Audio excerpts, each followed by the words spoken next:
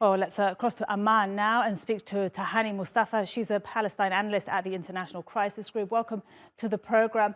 I just want to get your thoughts on the importance right now of this these week-long hearings at The Hague, to have this focus on and the detail, because when you hear these lawyers speak, and also we heard that from the Palestinian foreign minister, there is such detail, backed up with so many facts. How important it is to have all this in detail right now, even though any court decision will be non-binding. I mean, it's incredibly relevant to hear all of these facts laid bare at an institution like the ICJ. It simply reaffirms what many human rights organizations, what many political analysts, what Palestinians themselves have been saying for decades now.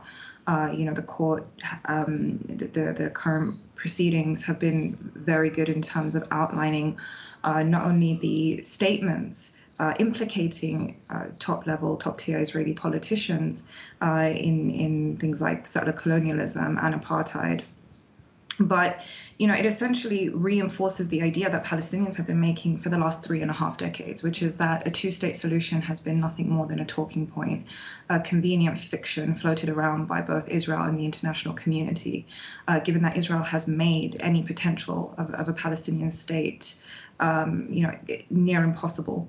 Settlements have become, as the court has clearly heard, something of a permanent fixture of the occupied territories, something that Palestinians have been warning about for the last, especially the last 2 decades. Since 1994 until today, you've seen the number of settlements and settlers triple, something like 750,000 from what was originally 150,000. The West Bank is a non-contiguous territorial entity. The fact that Palestinians do not have control over their own natural resources, land, air, sea space.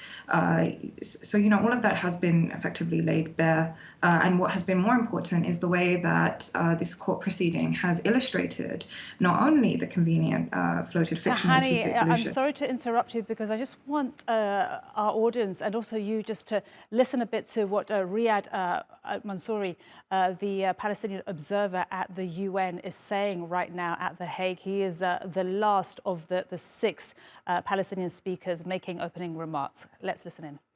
And death, which are spreading like wildfire. In the rest of occupied Palestine, settlers rampage and terrorize. No village, town or city, no community, no sanctity spared. Israeli leaders no longer feel the need to hide their intentions. They speak openly of getting rid of the Palestinian people one way or another. They defy the law, and the law is barely fighting back. For Palestine, the law continues to be only a measure of the severity of breaches, rather than a catalyst for action and accountability. What does international law mean for Palestinian children in Gaza today? It has protected neither them nor their childhood. It has not protected their families or communities. It has not protected their lives or limbs, their hopes or homes. We are a proud and resilient people that has endured more than its share of agony. It is so painful to be Palestinian today. How could we be just subjected to such loss and injustice, such lawlessness and humiliation, time and time again?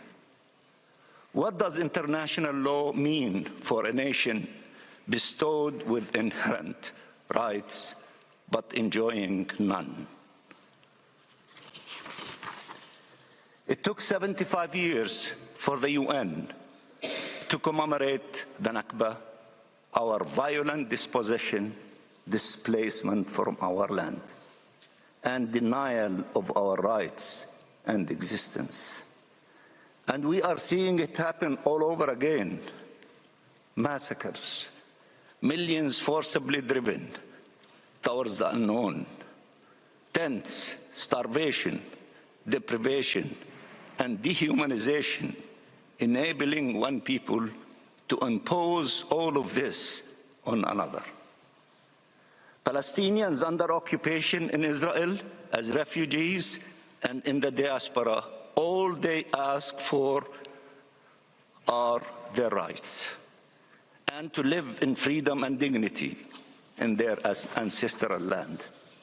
For 75 years, the Palestinian people have faced attempts to push them out of geography and indeed out of history. And it goes on, and it will go on forever, unless and until international law is upheld, unless and until the unlawful occupation of Palestine ends. Mr. President, members of the court, our right to self-determination was recognized in the context of a mandate 100 years ago, yet simultaneously negated by the actions of the mandatory power. The question of Palestine was passed on to the United Nations at the time of its inception and has remained on its agenda ever since.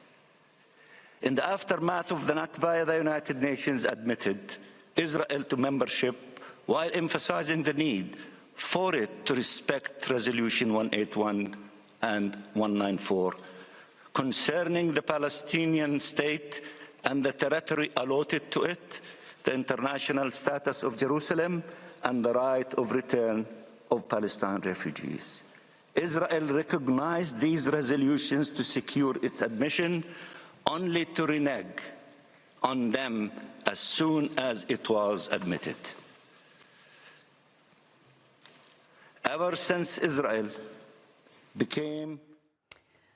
Well, you've been listening there to Riyad Mansour, the Palestinian ambassador to the UN. He is the sixth and final speaker today, making opening remarks there at the top UN court that is considering the legality of Israel's 57-year-long occupation over the Palestinian territories. This will continue for an entire week, and it's important because 52 countries and 3 international organizations will be participating in these oral proceedings.